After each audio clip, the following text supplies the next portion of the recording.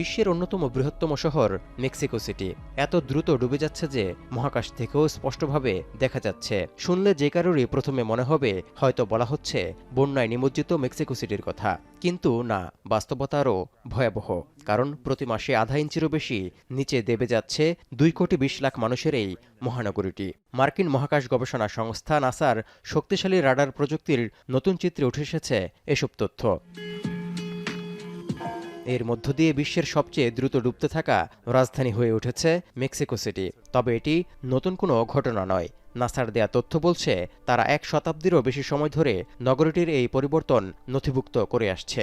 সেই অনুযায়ী 1800 সালের শেষ দিকে বছরে প্রায় 2 ইঞ্চি হারে নিচে নামত মেক্সিকো সিটির ভূমি। 1950 সালের মধ্যে তা বেড়ে পৌঁছায় 18 ইঞ্চিতে, যদিও এখন সেই হার কিছুটা কমেছে।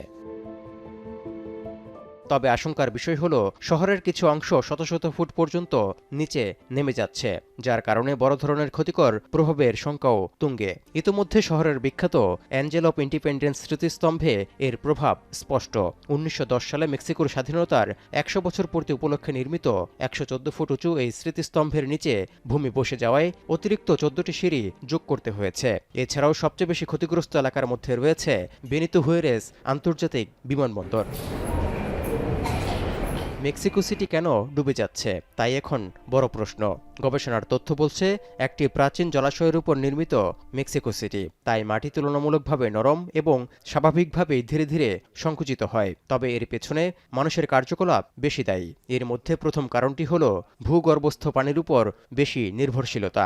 এছাড়া শহরের উন্নয়নে ভারী স্থাপনা নির্মাণও মেক্সিকো সিটি দ্রুত ডুবতে থাকার পেছনে অন্যতম বড় কারণ।